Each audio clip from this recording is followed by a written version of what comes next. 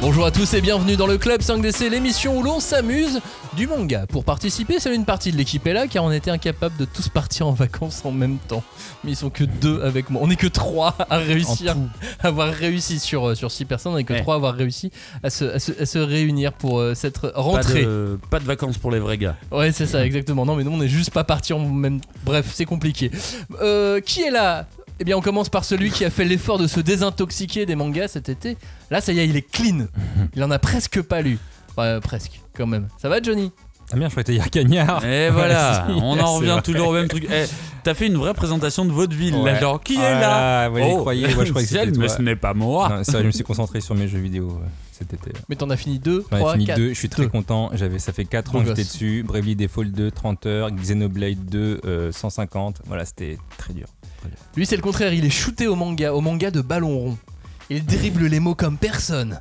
Salut, Cagnard. Salut Max. Ouais, effectivement. Ouais, effectivement. Que dire Que dire de Que plus, dire ? ouais. C'est la rentrée, donc on a un peu oublié comment on faisait des podcasts, on a un peu oublié comment ça marchait. Allô? Oui. Bonjour. Non, mon compte Le CPF, ballon. c'est bon. Il est déjà blindé. Vous reprenez le ballon, s'il vous plaît.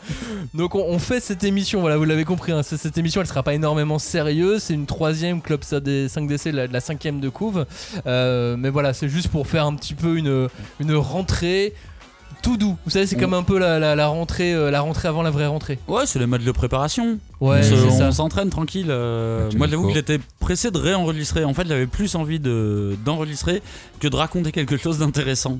Ça fait 2 mois que je l'ai pas enregistré, du coup, j'avais envie de parler. Mais vous inquiétez pas, il y aura des choses intéressantes dans cette émission, dans cette 3ème Club 5DC de la 5ème de couve, parce que vous savez ce qu'on dit, jamais 203. Et ça tombera pas plus bas aussi. On va faire 203 5DC. Allez, générique. Allez. On ne pousse pas, s'il vous plaît. On ne pousse pas, c'est inutile. Le public n'est pas autorisé à assister aux épreuves éliminatoires. Moi, je crois que je pourrais être un très bon ninja. À quoi vous jouez? L'heure est grave, c'est pas le moment de faire les guignols. Mais on n'a rien d'autre à faire, on peut pas sortir. On va leur faire notre attaque secrète, l'attaque de la Tour Eiffel, ils vont rien comprendre. Et il faudra aussi parler des dessins animés, notamment des dessins animés japonais qui sont exécrables, quoi, qui sont terribles.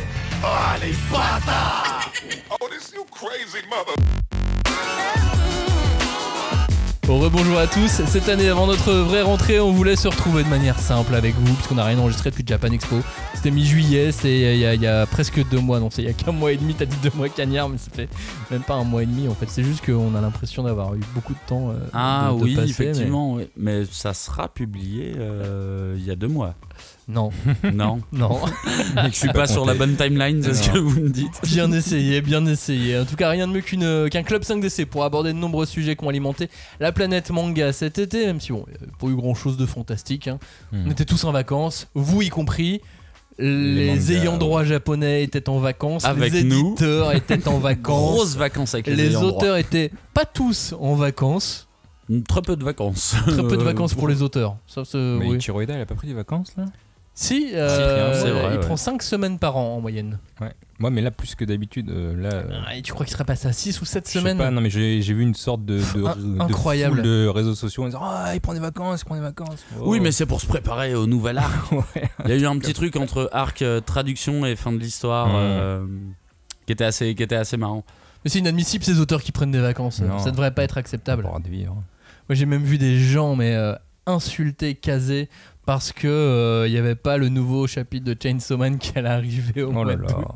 Les gens. Mais parce que il arrivait en anglais et en japonais, mais en français il fallait attendre une semaine de plus.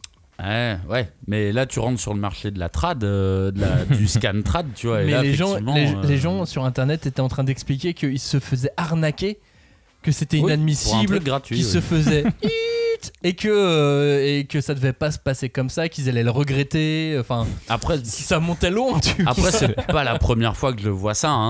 Des Non. gens qui se sentent arnaqués alors qu'ils ont un truc gratuitement, c'est vraiment pas la première fois que je le vois au niveau du manga. Tu vois. Parce qu'ils doivent attendre une semaine de plus. Je crois que c'était Wakanim il y a quelques années qui filait les premiers épisodes gratuits et les Ouais, gens par disaient exemple, ouais ça, mais ouais. après on doit payer, mais quelle arnaque. Là oui, alors la Et moi, notion si je veux le voir au d'arnaque, bout de 8 jours. bon. Bon, en revanche, il y a eu un truc qui était très fantastique, c'est le manga. Parce qu'il y a toujours des histoires avec des choses fantastiques dans les mangas. Il y a eu des animaux fantastiques dans les mangas. Comme le phénix. C'est quoi la spécificité du phénix ? Il renaît de ses cendres. Exactement. Eh oui. Oh, il est J'ai fort, combien de ça. points? C'est un quiz. C'est un quiz, elle est là. Bien joué, bien joué. Est-ce que tu sais comment le phénix peut être appelé au Japon? Tezuka. Non. Phénix. Si on s'y connaît un peu en Pokémon, on peut éventuellement avoir la réponse. Sulfura. Quelque Non, chose. c'est pas Sulfura. Sulfurumas. C'est un autre oiseau Pokémon. Ah bon? Ouais.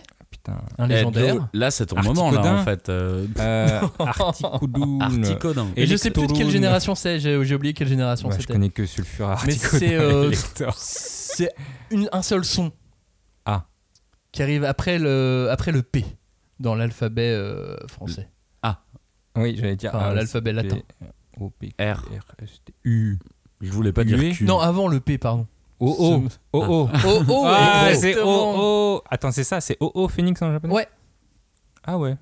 Enfin, D'accord. je veux dire, il y a un animal qu'on appelle O, qui est le phénix, qui est une sorte de phénix. Du coup, la chanson Est-ce que tu m'entends? Cette tragédie qui faisait une référence au phénix. Non, c'était pas le Tragédie a toujours été millénaire. Mais depuis le début. Et puis très très calé. Non, au manga, niveau en plus. millénaire, c'était Naughty dans Taxi. Ah, c'est pas grave. Bon, des phénix, il y en a dans quel manga? Tezuka.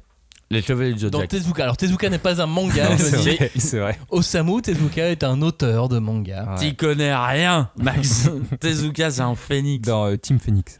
Dans Team Phoenix, il y a un phénix. C'est pas encore, mais oui. Bah, du coup, dans Pokémon, je pense. Moi, je l'ai Dans- dit, les Chevaliers du Zodiac. Dans les Chevaliers du Zodiac, évidemment. Iki, Iki, Chevalier du Iki Phénix. le Phénix. Évidemment. Et il y en a un dans Yu Yu Hakusho. Ah ouais? Ouais, tu sais, la petite bête pendant le tournoi avec Toguro, la petite bestiole qui est sur la tête Ah de Mickey. oui, c'est vrai. Au bout d'un moment, elle, Ah ouais, elle c'est- évolue en. Bon, ils disent pas Phoenix, mais ça va. On Bah, sait plus. d'ailleurs, le Yu Yu Hakusho qui sort là cette semaine, au niveau des tomes de la Star Edition, c'est le moment où l'œuf éclot. Ah, d'accord. C'est ce tome-là, c'est on s'arrête avant le début du combat contre son premier combat. Enfin, son premier combat. Il a déjà affronté Toguro une fois, mais c'est. Oui, de la finale. De voilà. la finale du tournoi. C'est un tout petit peu avant la finale. Je crois qu'ils n'ont pas totalement terminé leur demi. Très bien. J'ai absolument pas commencé à les relire. C'est J'aime bien vrai les avoir. Ils sont là, ils sont dans ma bibliothèque, ils sont posés. Je suis super à jour. Hein. Pas commencé à les relire. Moi, dès qu'il y en a un qui sort, hop, je le lis. Et donc là, j'ai pas encore fini le tournoi Yu Yu Hakusho, mais c'est tellement bien. Yu Yu Hakusho. Mais oui, Ça se c'est lit trop tellement cool. vite. Effectivement, il y a aussi ça. Et puis donc, il y a le manga Phoenix. Pas le manga Tezuka, le Non, manga le manga Phoenix, qui est vraiment sorti cette année. Enfin. Enfin. Ah, ça a mis 2 ans. Beaucoup de reports. Ah, tu m'étonnes. Non, mais j'en voulais encore, c'est tellement bien. Je l'ai relu entièrement là, le tome 1, et qu'est-ce que c'est bien. C'est à ce point, du coup? Ouais. Enfin, c'est vieux, c'est old school, c'est pas du tout les codes qu'on a aujourd'hui, mais c'est tellement bien écrit. Et surtout, à des moments, il se prend tellement pas la tête, il fait des pauses, il fait des hommages à plein de trucs, alors de l'époque, tu vois, mais c'est sans prise de tête. C'est tellement détendu, sérieux et intelligent à la fois. Enfin, l'idée quand même du manga Phoenix de Tezuka, c'est quoi le sens de la vie, quoi. C'est un peu ça l'idée. Ah, Ouais. c'est un peu. Donc- Bouddha, c'était pas ça aussi? Ouais, si, il y a un petit peu de ça, mais là, de partir de c'est quoi le sens de la vie à je fais une petite dédicace à Doraemon, enfin, j'exagère, mais dans l'esprit, on en est. On n'est pas loin. On en est pas loin, D'accord. et avec des personnages qui, des fois, décident de sauver des cases parce qu'ils en ont marre. Enfin, il y a plein de trucs un petit peu fous. Et du coup, comme c'est ça. quoi? C'est un one-shot? Non, Phoenix, c'est Non, c'est une série, là sur la nouvelle édition, je pense qu'ils vont le faire en 5. Oui, du coup, là, ça 4 ou 5 annonce la série qui a tomes. vraiment commencé, donc on peut avoir la suite de manière régulière. Tout à fait, ouais, ok. parce que la première histoire, elle doit faire 200-250 pages à peu près. Et il y a 8-9 histoires en tout. D'accord. Différentes? Dissociées? Différentes. Oui, parce qu'en fait, Phoenix peut se lire dans tous les sens. Ok. Après, il y a Xavier Hébert qui a fait une très bonne introduction dans le manga qui explique tout pour ceux qui veulent vraiment en savoir un peu plus sur ce que c'est Phoenix, le manga, l'œuvre de Tezuka. Dans quel sens la lire? D'un Lui point de aussi. vue éditorial. Et il propose un sens de lecture qui va avec la nouvelle édition, bien sûr, parce que je pense qu'il y a travaillé, il a mais c'est collaboré aux intéressant. idées, Hein, Mais c'est super intéressant aussi de fait de savoir qu'on peut lire quelque chose dans plusieurs sens différents. Et que j'allais dire le mec. Bon, peut-être que Tezuka, on peut ne pas dire le mec, a quand même pensé sa série avec 15 000 portes d'accès, ce qui au final correspond aussi pas mal à des publications actuelles du côté de Marvel ou d'ici. Tu vois, toujours l'idée c'est que tu peux arriver à n'importe quel tome et te passionner de ce truc, et même en allant un petit peu plus loin, je peux te dire que tu sais, une série comme Plus belle la vie, c'est un peu ça. Le principe aussi, c'est que tu dois pouvoir arriver à n'importe quel endroit et te dire ah putain ça m'intéresse, et du coup j'ai envie de rattraper le reste. Donc je trouve ça assez dingue que Tezuka faisait ça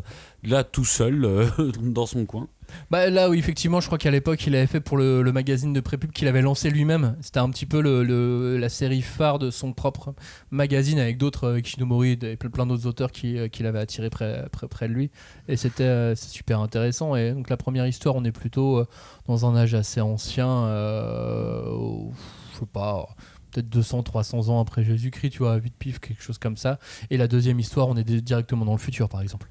Est-ce que du coup, de toute façon, enfin, oui, non, mais c'est à peu près évident que Monster sur Billy Bat, Urasawa, pardon, sur Billy Bat, il y a une idée un petit peu comme ça, bien sûr, de traverser les âges. De toute façon, Phoenix est, je crois, l'un des mangas ou le manga préféré de Naoki Urasawa. Je crois bien, ouais. Donc oui, il y a évidemment des inspirations partout, et en fait, quand tu sais, au début, tu le lis, c'est un petit peu difficile parce que c'est vieux, tu retournes des années en arrière, donc le design, le style, il y a plein de choses, même la mise en scène, elle est très, très différente de ce qu'on peut lire aujourd'hui. Puis l'histoire est tellement bien que tu te fais happer, quoi. La narration qui est assez formidable. J'ai lu dans un autre genre, du coup, tu me parlais de Iki du Phoenix dans les Chevaliers du Zodiac. J'ai lu la bande dessinée aussi qui sort à la fin du mois de septembre. Ouais. Ah oui, ça. Totalement différent, attention, je saute du coq à l'âne. Là, super aussi. En plus, elle est sortie au Japon. Elle a déjà été prépubliée au Japon au début du mois de septembre, fin du mois d'août, et elle sort à la fin du mois, tout en couleur dans la prépublication japonaise. Est-ce que et j'ai kiffé aussi, mais à la fin, tu sais, c'est 52 pages. Donc quand t'es lecteur de manga, c'est vrai que ça passe vite 52 pages, même si elles sont beaucoup plus grandes les planches, donc t'as beaucoup plus à lire. Mais à la fin, tu fais trop bien. Et où la suite? Et bah la suite elle est dans un an. Alors j'avais une question, est-ce que ça donne pas un aspect un peu comme moi je peux l'avoir sur des grosses licences comme ça d'OAV, tu vois. Alors c'est un OAV et on s'en fout un peu des répercussions que ça peut avoir ou autre, et même un OAV tout seul peut être largement suffisant, mais pour moi, il est d'autant plus compliqué l'exercice de l'OAV parce que tu dois avoir une histoire qui doit pas forcément être canon, ou alors, de toute façon, dans le cas de Saint Seiya, il n'y a pas de suite prévue. Est-ce que t'as pas C'est une BD en 5 tomes ? Oui, en 5 tomes, mais quand je parle de canon, c'est-à-dire qu'elle doit s'inscrire à un moment dans l'histoire. Le sentiment que j'en ai, c'est qu'elle s'inscrit totalement dans l'univers et qu'elle est canon. Ok. C'est le sentiment que j'en ai eu, parce qu'après à des moments je fais oh mais ils retombent sur leurs pattes à ce moment-là, et limite ils justifient presque des trucs qui étaient totalement anodins mais qui sont justifiés par l'intervention. Est-ce je pense que c'est super bien fait. Cagnard il voulait relancer le débat sur Broly qui est pas canon. Non, pas forcément. Il veut nous faire chier avec mais cette histoire. est-ce que tu peux nous la pitcher cette BD? Bien sûr, je sais pas de quoi elle parle. En gros t'as Chronos, dieu du temps, ouais, tout ça, qui a envie de faire partie de l'Olympe, des dieux de l'Olympe. Ouais. Et donc les dieux de l'Olympe lui disent ouais bien sûr, mais pour ça il faut que tu fasses un truc pour nous, je vous dis pas quoi. Et donc il veut faire ce truc. Faut que t'enlèves Athéna. Merci. Non, merci. Ce n'est pas ça. Et donc il fait ce truc, il veut essayer de faire ce truc pour eux. Il change l'histoire. Et il change l'histoire parce qu'il y a une intervention dans le temps. C'est donc, facile. Oui, au début tu te dis ça, et puis en fait la façon dont ça s'est inscrit, c'est très précis. C'est bien fait. Ouais, c'est bien fait. C'est vraiment bien fait, et super boulot de mise en scène, super boulot de design aussi, puisque du coup ce sont les armures du manga, ce ne sont pas les armures du dessin animé, mais comme c'est tout en couleur, il a Jérôme Alquier, le dessinateur, a repris les codes couleurs de l'animé. mais sur les designs du manga, tout. Mais de toute façon, il était en collaboration avec les auteurs officiels. Kurumada, effectivement, c'est lui qui validait. Mais effectivement, de l'autre côté, lui, il a appris à dessiner avec le dessin animé avec Sensei. Mais moi, je trouve le plus ouf, c'est quand même que les ayants droit japonais ont acheté cette licence pour le prépublier dans un magazine japonais, tu vois. Moi, je trouve ça assez ouf quand même. Parce que tu pourrais te dire, bon, bah voilà, le marché étranger fait ça, bon, bah je le valide et puis je le laisse là-bas. C'est à la demande de Kurumada. Et tu vois, c'est super. C'est lui qui a demandé à l'éditeur japonais de dire, franchement, c'est bien, il faut le faire. Et l'éditeur a fait, en fait, oui. Parce que sachant que c'est l'éditeur qui travaille avec lui depuis très longtemps, qui supervise aussi la bande dessinée sur sa cohérence avec tout l'univers. Ouais. Puis il est malin, hein, Kurumada, mine de rien, il sait faire vivre sa licence depuis de nombreuses années. Et est-ce qu'il a fait que ça? Bah en fait, bah, il a fait Betix, après, enfin d'autres trucs qui ressemblaient beaucoup à Saint-Seiya, mais mine de rien, il sait faire vivre sa licence sur des trucs que je n'aime pas forcément, mais il sait la maintenir à flot en tout cas. Il arrive à la maintenir à flot et il n'hésitera pas à aller sur du Saint-Seiya un peu plus girly parfois. Mais tu remarques que justement, oui, il l'a fait évoluer parce que quand tu lis le manga original, c'est très très macho. Oui. Après, on est en plein dans les années 80. Il y a plein de mangas qui sont très macho dans cet esprit-là, dans le Jump. Je vais la jouer un petit peu honnête. Saint-Seiya, c'est pas le meilleur scénario que j'ai lu de ma vie. Saint-Seiya, c'est un Super Mario Bros. Quoi. C'est pas, tu vois, c'est pas génial, mais je trouve ça assez. Ouais, mais quand tu le relis aujourd'hui par rapport à d'autres mangas du Jump, tu te rends compte que c'est très sombre. Ah oui, par contre, sombre, ça je dis pas. Très glauque. Et à un point où tu te dis, mais attends, ça c'était le Jump de cette époque et tout le monde adorait ça. C'est fou. Avec Ken le survivant, Kutonoken, c'était la même chose. Mais c'est vrai que c'était un autre genre quand tu sais que t'avais Dragon Ball à côté. Tu fais, mais ouais, au final, tout se complète. Limite, la saga, j'ai l'impression qu'il a autorisé à la rendre plus light. Pour qu'elle passe peut-être mieux maintenant aussi. Non, je pense qu'à un moment donné, il a aussi compris qu'il avait réussi à toucher un public féminin au Japon, qu'il a décidé d'utiliser ce créneau-là pour rendre un petit peu plus hommage à certains personnages féminins qui ont été retravaillés dans les autres. Ce qu'il n'a pas fait lui-même. Dès le début, parce que tu vois, Lost Canvas et tout... pour moi, rien ne sera aussi sombre que Saint-Seiya tout court. Bien sûr. Où vraiment Athéna fouette les chevaliers du Zodiac sur leur dos au début, parce qu'on a un peu tendance à l'oublier ce truc-là. Elle fouette Jabou. Elle fouette chevalier de la licorne en même temps. Je suis la princesse, allez-y. Et moi je suis le chevalier de la licorne, je vais perdre tout de suite au tournoi de la galaxie. Mais je trouve qu'il a, en tout cas, il a vraiment une aura de businessman qui sait appliquer sa théorie de leur. Vous pensez que ça manque de perso féminin? Ok, Saint-Seiya Show, je sais plus comment ça s'appelle. Saint-Seiya Show. Et puis ensuite, il y a Omega maintenant. Il y a Omega, il y a eu la série sur les Chevaliers d'Or aussi. Il y a eu Lost Canvas. Et puis là, maintenant, vous aimez bien Saint-Seiya en Europe? Allez-y, faites-le. Mais sachant qu'en plus, c'est une licence assez bizarre, parce que à la base, c'est plus ou moins une commande de Bandai en disant on a des idées de jouets machin, tiens toi le mangaka fais-nous un truc, tiens vous les créateurs d'animé faites-nous un animé. Alors ils ont chacun fait leur truc plus ou moins dans leur coin avec le même cahier des charges qui se rejoignait, parce que finalement ça reste l'histoire de Kurumada, mais tout le design a été créé par les équipes. Tu vois, même l'histoire de Kurumada en soi elle est pas, tu vois, elle est parfaite pour l'adaptation. Elle est parfaite pour l'adaptation dans le sens où en fait tu peux y intégrer ce que tu veux. C'est une histoire de chevaliers qui vont sauver une princesse, tu vois. Mais c'est trop cool. Et oui, non, mais c'est pour ça que tu peux demander. Et c'est boss sur boss. Ouais, et c'est boss sur boss. Et tu peux demander qu'est-ce qui s'est passé avant. Oui, j'ai de quoi vous dire ce qui s'est passé avant. Et qu'est-ce qui s'est passé avec des filles. Oui, j'ai de quoi vous dire ce qui s'est passé avec des filles. Mais c'est du combat encore. Il a un peu une espèce de licence parfaite. Moi, je ne suis pas un fan absolu de Saint-Seiya, tu vois. La preuve, tu dis Senseiya. Cool. Ouais. Le mec dit Senseiya. Mais j'ai toujours trouvé que c'était une licence qui était intéressante d'un point de vue exploitation, dans le sens comment une licence aussi vieillotte continue à vivre à l'heure actuelle, alors qu'elle raconte. Elle est forte, elle est toujours forte. Elle est toujours hyper forte. Mais moi je me rappelle très bien, c'est mon cousin quand il avait acheté des mangas, déjà il y avait Chevalier du Zodiac, mais surtout il avait les figurines articulées sur chaque poignet, sur chaque coude, sur chaque articulation de ton corps, et c'était que les figurines du Chevalier du Zodiac qui les avaient, toi. Et c'était génial. Ouais. Et ça aussi j'adorais ces filles. Et elle coûte cher. Et maintenant, celle qu'il avait à l'époque, effectivement, elle coûte toujours. Elle coûte alors qu'elle n'était pas si belle que ça en fait. Non, mais c'était des figurines où on jouait dans le sable avec. Aujourd'hui, tu sors pas avec dans ton bac à sable. Il y a pas longtemps, j'ai revu une figurine de Shun, donc Andromède. Et en fait, quand tu lui mettais toutes les parties, en fait, ça devient une espèce de robot. Tu vois, c'est clairement un robot. Les parties sont beaucoup trop grosses pour ses épaules. Tu vois, il peut pas bouger. En fait, quand tu mets ça, tu peux pas bouger. Quand tu parles de Sean, ça me fait juste penser à la VF de l'animé. J'ai décidé de remettre la VF de l'animé, mais dès le début. C'est vraiment les épisodes de l'époque. Sa voix fluette. Et effectivement, en fait, sur les 3 premiers épisodes, c'est une femme qui le double. Ah bah ils oui. disent elle et tout. Enfin, c'est sous-entendu que c'était Bah oui, une mais fille. on sait pas. Et au bout de l'épisode 4, ils se sont dit ah merde, c'est un mec.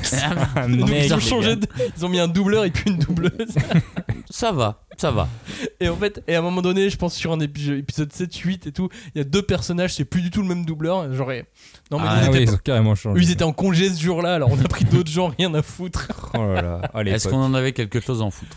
Nous, en tant qu'enfants, non, absolument non, pas. Tu le perçois pas, tu dis ah non, je sais pas, de toute façon ça m'intéresse. C'est clair.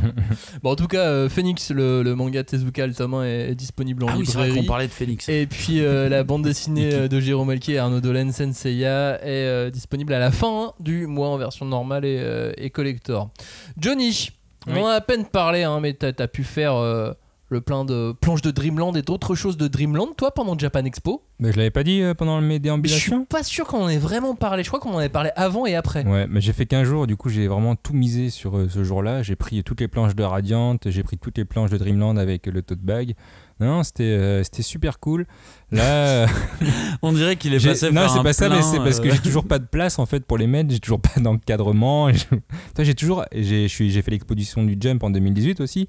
J'ai acheté plein de reproductions et ils sont toujours là. Tu nous en as même chez apporté. moi et je t'ai apporté Kurokos Basket que t'as adoré. Franchement, ça fait plaisir de brûler un truc. Mais non, mais un jour, je veux m'acheter une maison. Dans cette maison, il y aura plein d'endroits pour mettre un ces jour, je vais planches-là. m'acheter une maison. Et dans cette maison, il y aura une autre maison. Ni chambre, ni cuisine. Ça sera juste des repros. Non, mais les repros, elles sont vraiment bien. Moi, j'adore Renaud Le Maire. T'as acheté plein d'autres trucs de Dreamland ?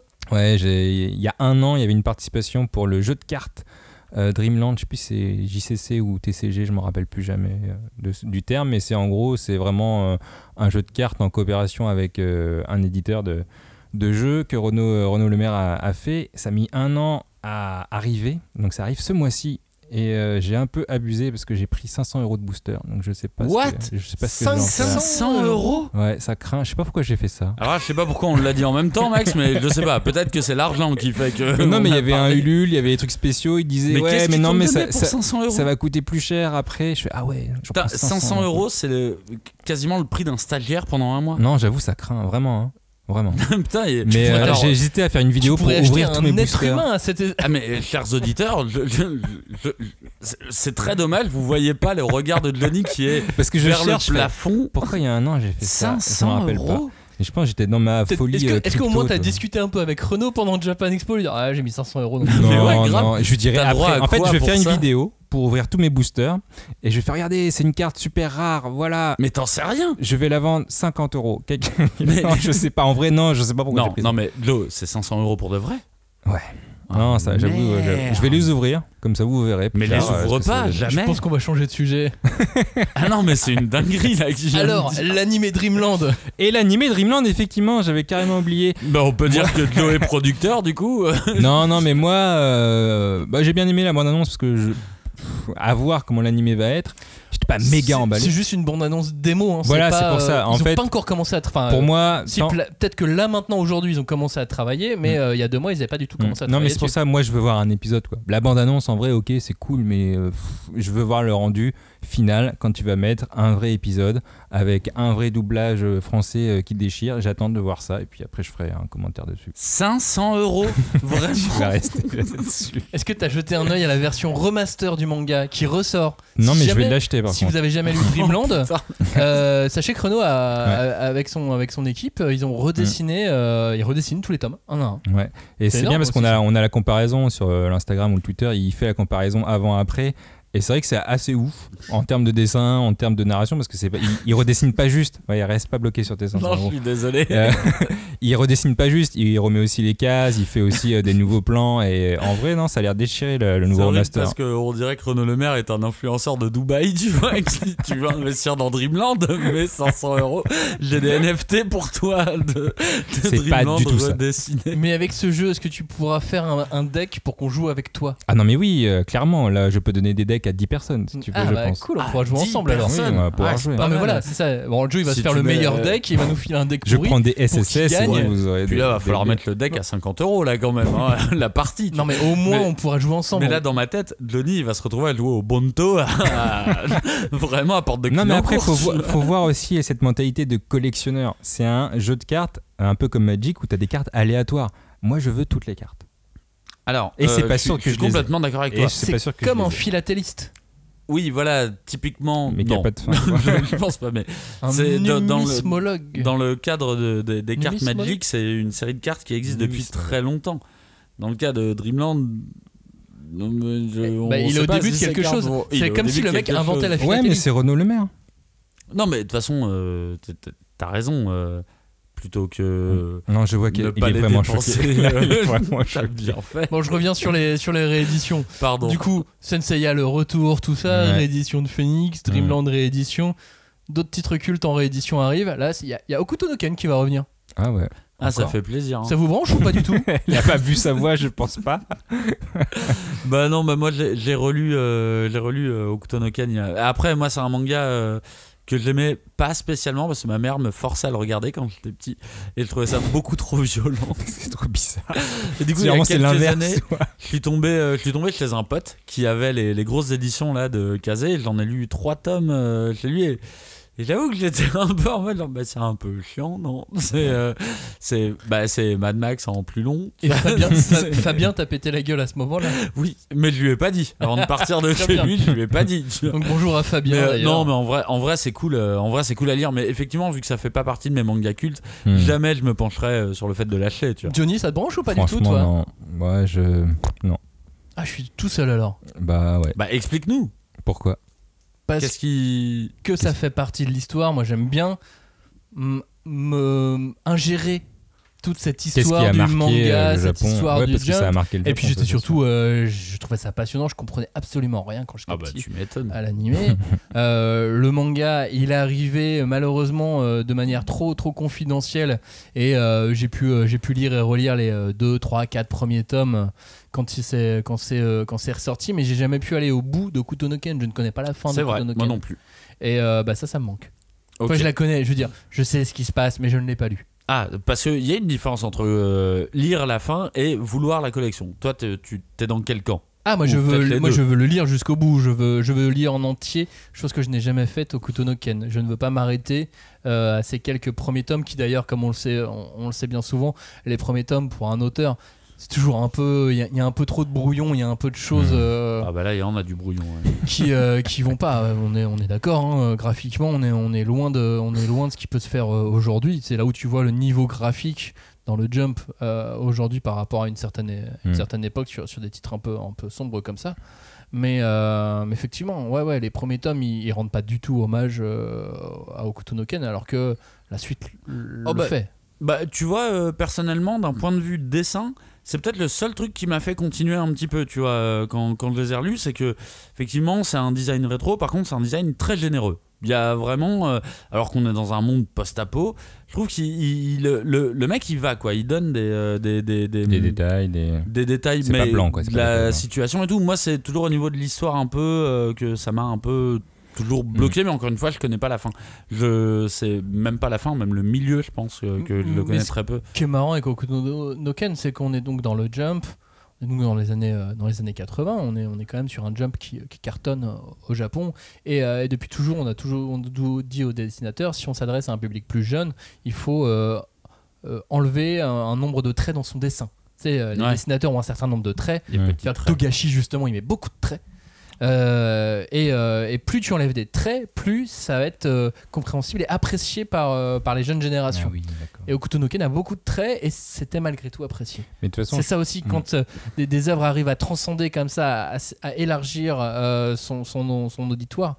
Je trouve que c'est intéressant et c'est aussi intéressant de les lire pour comprendre le pourquoi du comment. Oui, non, je suis assez d'accord là-dessus. Je pense que je le lirai un jour parce qu'on en avait déjà parlé, mais ça fait partie un peu du patrimoine japonais qui ont changé le Jump, mais aussi le manga en général. Il y a Hokuto no Ken, il y a Death Note.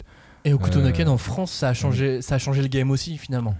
Oui, mais au niveau anime, pas au niveau manga. Au niveau animé, bien sûr. Mais c'est cette histoire malgré tout qui a cassé quelque chose ou qui a lancé un très gros caillou dans une toute petite mare.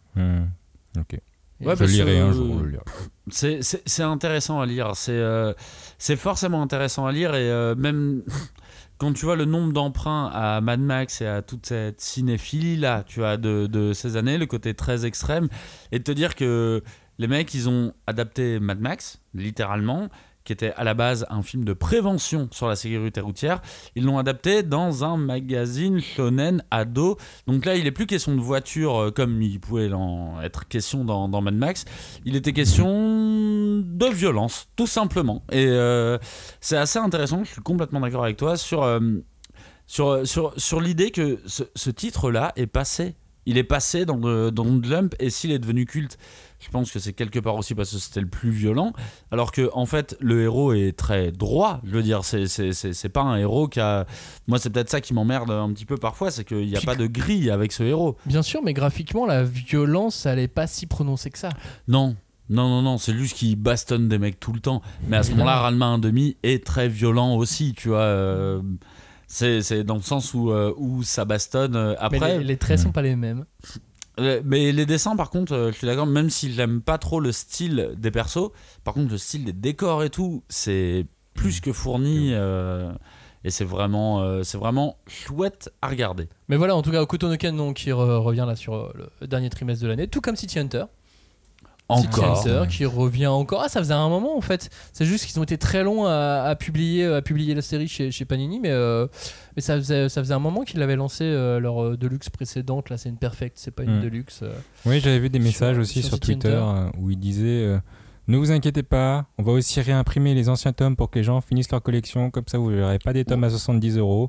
Du coup, j'avoue, ils ont été un peu cool pour ça. C'est qu'il y en a qui ont l'ancienne édition. Ils vont réimprimer pour eux, mais ils vont faire quand même cette nouvelle édition, les Perfect. Qui va être assez propre. Voilà, c'est plutôt... Vous en voulez d'autres, vous, des rééditions ? Il y a un titre culte comme ça qui vous manque ?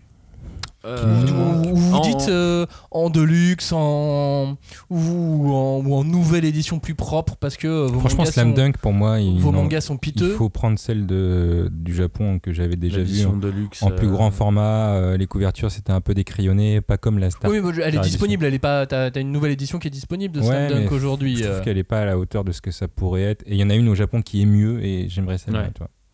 Alors parce que j'en ai parlé avec un collègue il y a pas très longtemps, j'aimerais bien voir Dick Grayman, qu'on a beaucoup oublié. Ouais, mais ça t'auras jamais. Dick Grayman, j'aimerais bien l'avoir en grand format. Non, mais c'est foutu. Déjà, le manga est pas fini. Il a pas demandé une édition possible. Il a demandé une édition tout court. Donc, ouais, je dirais Dick Grayman ou alors Devil, tu vois. Mais ça, c'est plus. Pourquoi pas parce que je sais pas, les dessins, je les aime bien. Et une Perfect Deluxe ultime de Noritaka. Ouais, alors peut-être pas, tu vois, peut-être pas. Si, une Perfect Deluxe de Noritaka serait là, c'est la même. C'est à 55€ le tome, tu vois. 54,90, pardon. Mais là, je vais acheter les 3 tomes et après, je vais arrêter d'acheter la suite, tu vois. Et je vais m'en vouloir d'avoir ces 3 tomes là posés dans. Tu ferais Lovina grand format, toi. Ah ouais, Lovina, il faut les plus grands formats possibles. Hein. Moi, j'adorerais le Yu-Gi-Oh, ce serait pas mal. J'y ai pensé aussi. J'y ai pensé à Yu-Gi-Oh. Compliqué en ce moment, mais Yu-Gi-Oh, ça serait vraiment pas mal. Vous les avez, vous, les Yu-Gi-Oh ? Ouais, je les ai tous. Moi, j'ai 2-3 vieux, mais je les ai pas tous. Ah si, moi, je les ai tous. Et c'est pour... En plus, on est vraiment dans un état trop old school. C'est pour ça que... comme la série, quoi. Ouais, mais ils ont été achetés à l'époque, tu vois, mais forcément. Ils sont d'origine. Tu sais que ça a été numéro 1 des ventes en France, Yu-Gi-Oh. Ah oui, largement. Bien sûr. C'était fou. Ouf, hein.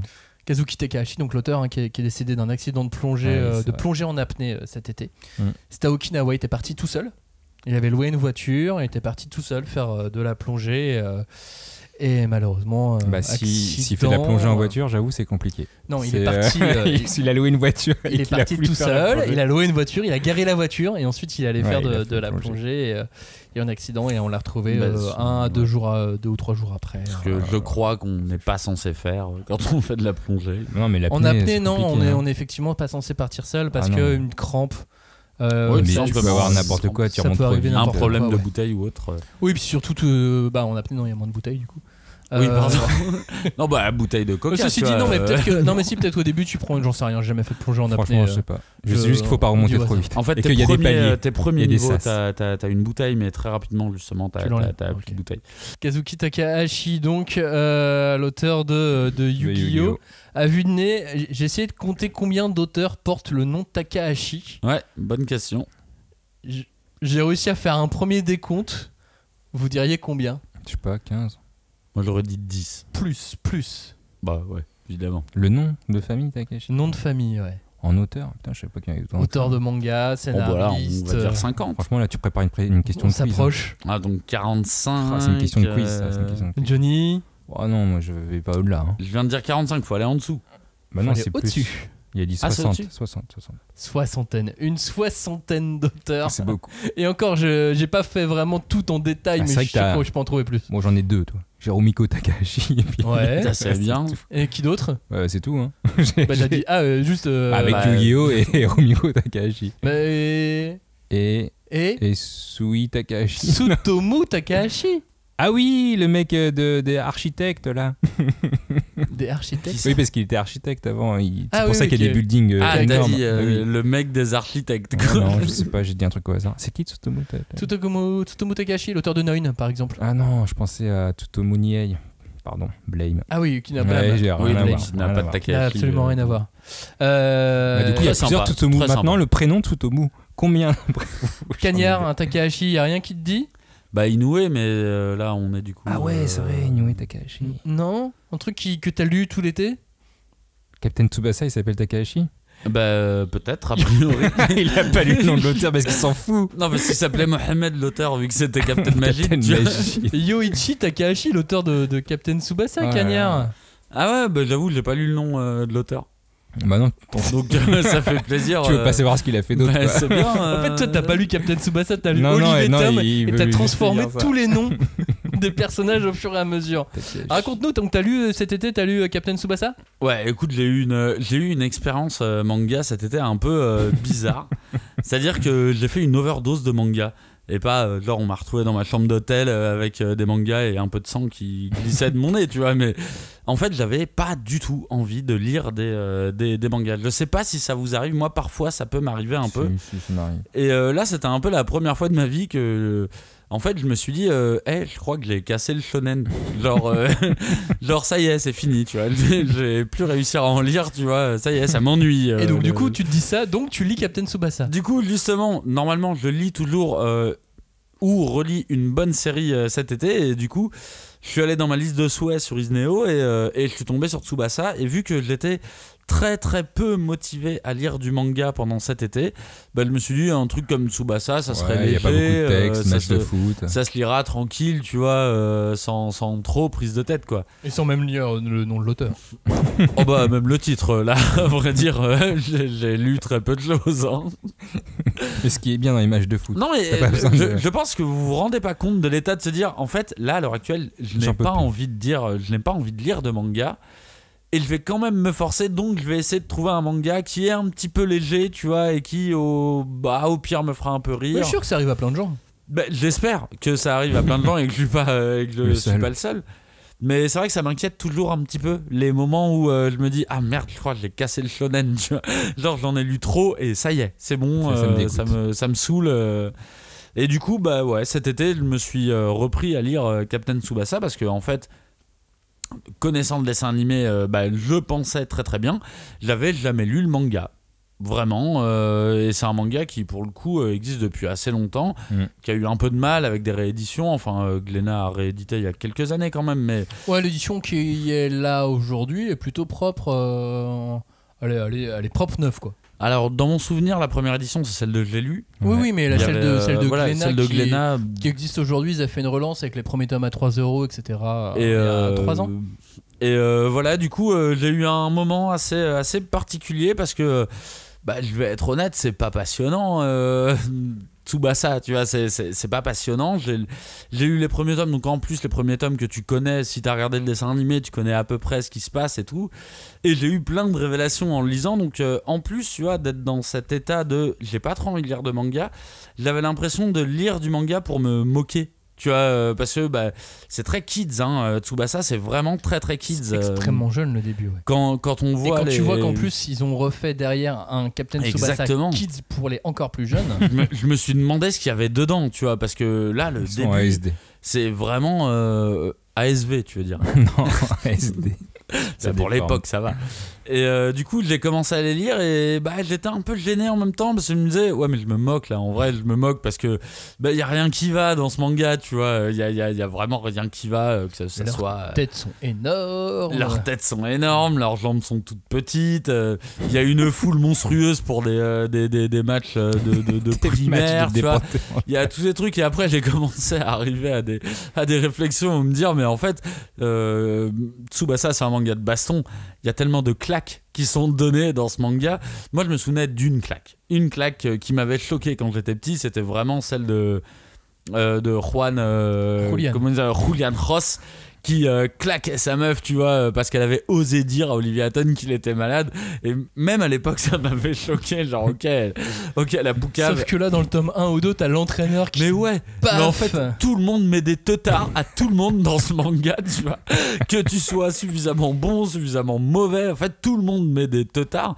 Et en avançant, j'ai grillé que en fait Julian Ross c'est une invention française vu que le joueur est ô combien japonais dans le manga, n'a rien à voir avec. Il a même pas fait, genre tu sais, il a pas joué en Amérique du Sud ou autre. Hein. C'est vraiment, il s'appelle Jun, je sais plus comment. Et du coup, à un moment, j'ai commencé à me mettre dans la réflexion, mais pourquoi ils l'ont appelé comme ça, tu vois. Et c'est là que j'ai grillé sur une couverture qu'en fait ils ont un maillot jaune. Du coup, je me suis dit, ils se sont dit, c'est l'équipe de la Colombie, tu vois, ou autre. Donc, mais tu te dis, c'est quand même un délire dans la VF. La Colombie avant le Brésil, c'est bizarre, mais vas-y. Oui, c'est vrai. Oui, c'est vrai. Non, mais parce que le Brésil, dans Olive et Tom, c'est pour Olive. Il y a pas de. Le Brésil, il n'y a que pour lui. Et d'ailleurs, ça aussi, c'est un truc bizarre. Pourquoi dans les années 90, il veut absolument jouer au Brésil? C'est là les meilleurs joueurs. Les meilleurs championnats, ils sont en Europe, tu vois. Mais les meilleurs championnats, mais les meilleurs joueurs, ils sont au Brésil. Ils sont au Brésil parce qu'il y a une très grande tradition d'immigration au Brésil pour le peuple japonais. Oui, c'est vrai, mais il y a un côté pas logique, tu vois. Et parce que son entraîneur est brésilien. Son maître à penser est brésilien. Il est japonais. Oui, pardon, il est japonais et qui a taffé. Mais je t'accorde que parfois dans le manga, Roberto clairement dit moi qui suis brésilien. Et t'es là, non, pas vraiment en fait. mais ça s'oublie un peu dans le manga. Mais au final, écoute, c'était assez drôle à lire. Mais non, je vais juste revenir sur Jun Mizugi dans Julian Ross. Non, mais sa façon de jouer, c'est comme un numéro 10 brésilien. Non, c'est faux. C'est faux parce que en fait, c'est un manieur de ballon. C'est exactement la même chose que Olivia Hatton. C'est que en fait, c'est un mec qui dribble, tu vois. C'est un mec qui dribble. Mais comme comme plein de footeux, tu vois. Je sais, mais ça se trouve c'est pour ça que ils se sont dit ça à l'époque. J'en sais rien, j'essaie de. Mais en vrai, il y a aucune logique et j'ai trouvé ça assez drôle que vraiment Julian Ross soit une invention franco-française, tu vois. C'est-à-dire, il y a aucune autre raison de dire qu'il vient d'Amérique latine ni son nom. Tu vois, parce que même son style de jeu, et d'ailleurs c'est un des trucs dans Tsubasa, c'est quand ils l'affrontent, il y a vraiment ce truc, ils ont le même style de jeu, ils dribblent beaucoup, ils vont au but et ils tirent fort. Mais oui. En fait c'est juste c'est un attaquant qui est fort quoi. Et du coup c'était assez rigolo déjà de se rendre compte à quel point Tsubasa, Majid, Olivier dans tous les pays du monde, tu vois, est un putain de joueur perso parce qu'on arrive quand même à la fin de la première saison, il a marqué tous les buts. Il y a Ben Baker qui a mis un but mais qui a un peu galéré et c'est marrant de voir un peu les origines du manga sportif. Parce qu'en fait, dans Olive et Tom, il y a un truc assez systémique, c'est-à-dire une équipe est portée par un joueur, pas plus. T'as pas de place pour plus de monde. Et typiquement, dans l'équipe de Tsubasa, il n'y a pas vraiment de place pour d'autres joueurs. Il y a la place pour Ben Baker, je sais plus comment il s'appelle dans la VO. Marc. Non.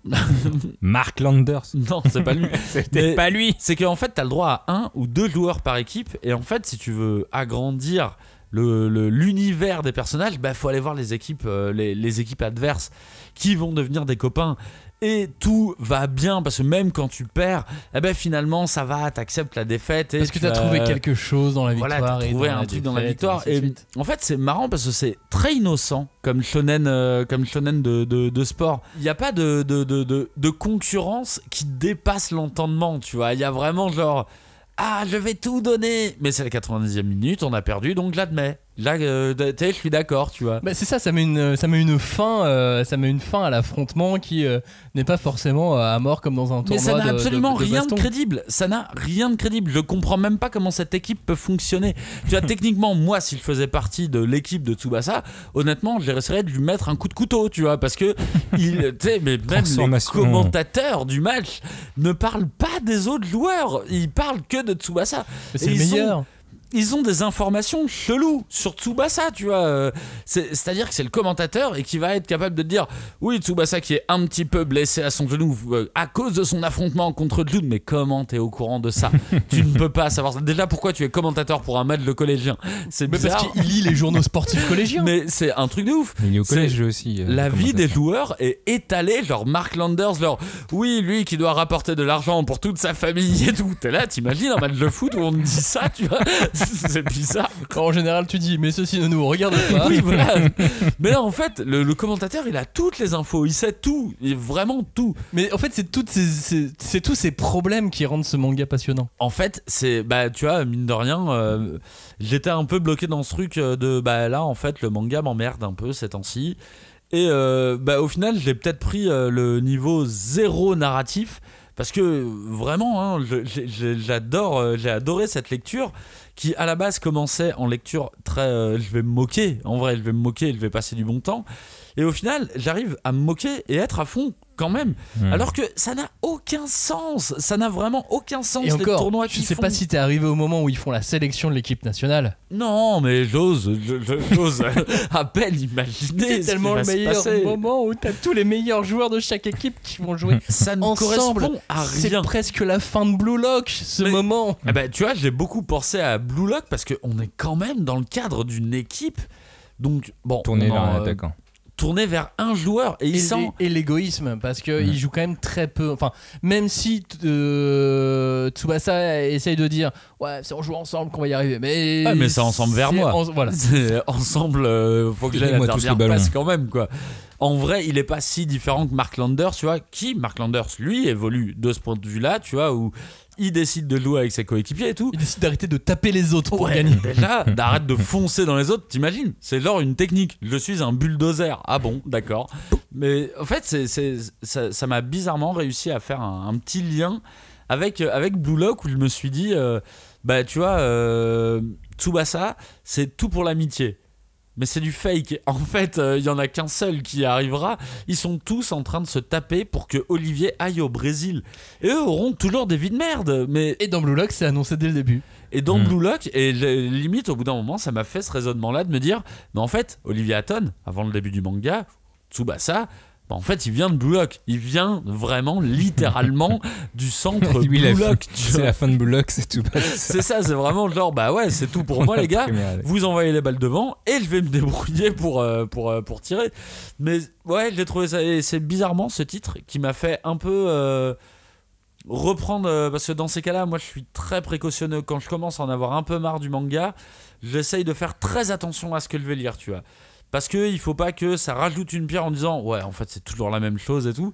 Et là j'ai pris techniquement le pire truc narratif possible, tu vois, le truc où il n'y a pas de sens, les personnages secondaires n'existent pas, je veux dire les collègues de Tsubasa, ils sont là pour Tsubasa, ils n'évoluent pas, enfin si, ils évoluent un minimum parce que au bout d'un moment ils vont être trop mauvais pour jouer avec lui, donc faut qu'ils avancent, mais ils n'ont aucune évolution, il n'y a rien. Il y a même un joueur. Alors, je sais pas si vous vous souvenez de ça, mais il y a des côtés méta dans Tsubasa. Au moment, il y a un des joueurs qui est en train de lire Tsubasa. Littéralement, il est en train de lire un tome de Tsubasa. Une mise en abîme. Mais il y a un moment, il y a un des joueurs, je t'en ai parlé tout à l'heure aux antennes, les 3 milieux qui sont dans l'équipe de Tsubasa, il y en a un qui dit « Ah, dis donc, je fais toujours la même chose !» Bah tiens, c'est bizarre comme phrase à dire, tu vois. Surtout que t'es en train de jouer, t'as la balle au pied quand même, et il est là « Ah, je fais toujours la même chose, je cours le long de la touche, et après je fais un centre. » Bah, je crois que le mec à côté t'a entendu. Le commentateur aussi. Le commentateur aussi.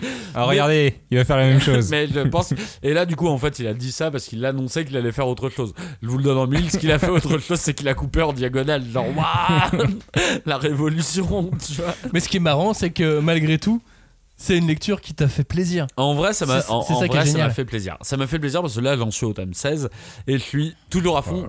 Et maintenant, en fait, d'ailleurs, je découvre que ce que je pensais connaître par cœur, parce que Olive et Tom, pour le coup, c'est un animé que je regardais beaucoup. Bah, en fait, j'ai l'impression qu'en France, on a eu beaucoup le premier tournoi qui a été multi-rediffusé. Et là, alors, ça me dit quelque chose. Hein. Genre, j'ai pas vu la catapulte infernale encore, tu vois. Ah oui. Donc, on les a vus, ces autres épisodes, mais du coup, je suis en train de découvrir. Mais par contre, Olivier Hatton me paraît être une très mauvaise personne. Non, tu vois.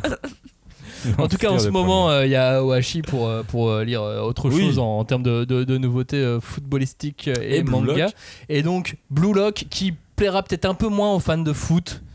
Franchement, je sais pas, parce qu'en termes d'intensité, je trouve que Blue Lock est très bon. Là, j'ai fini le tome 9 avant-hier. Voilà, vous savez pas quand on enregistre l'émission, mais j'ai fini avant-hier. Et ça envoie et c'est super intense et ça se lit très vite mais de manière frénétique. Ah mais c'est ça, hein. Moi c'est Blue Lock, ça se lit de manière j'adore, frénétique. Et là en plus ils arrêtent pas parce qu'ils font des 2 contre 2 puis des 3 contre 3 puis ensuite tu prends le joueur de l'équipe adverse pour monter à faire des 4 contre, enfin bref. Ouais, mais qu'est-ce qu'ils ont développé ? Ils ont développé les autres joueurs. Non, ils ont développé comment absorber, bouffer le jeu de l'autre pour te rendre meilleur toi-même. Ouais. Un Alors Highlander. Mais tu sais, t'arrives à certains matchs là de Tsubasa où l'équipe adverse dit bon, le seul moyen d'arrêter cette équipe, c'est d'arrêter Tsubasa. Bon, ok, ils sont quand même 10 autres joueurs, les gars, hein, faudrait peut-être y faire attention. Et s'ils arrivent à bloquer Tsubasa, ils bloquent l'équipe, il n'y a pas de souci, tu vois, c'est bon. Et c'est pas très bon, hein. Les joueurs de l'équipe de Tsubasa disent ils ont bloqué Tsubasa, donc on doit le libérer. Bah, c'est pas Princess Peach, tu vois, ça va, il peut courir aussi. Et en fait, il y a un truc qui est justement que je trouve assez rigolo à relire parce que tu sais, un shonen sportif de ces dernières années, on peut prendre Slam Dunk, Aoichi, Kuroko même, IQ que j'adore. En fait, Tsubasa parle du jeu d'équipe, mais n'en fait jamais rien. Oui. Ne fait rien avec ça. Alors que les shonen sportifs, je trouve que justement, ils ont ce truc, et Blue Lock a cette capacité de dire même la petite technique que t'as perso, elle peut servir à un match. Et je trouve que c'est vachement bien. Après, il me reste encore une vingtaine de tomes à lire, hein, de Tsubasa. Bon, donc, on te laisse finir Captain Tsubasa. Changement de sujet, mais restons dans le Jump. On est très Jump. J'ai toujours été très Jump. J'ai l'impression que ça se rapproche là pour un prochain volume de Hunter x Hunter. Ah oui, ça, il a fini ses 10 chapitres. Là. Oui, et Togashi a dessiné un ovale.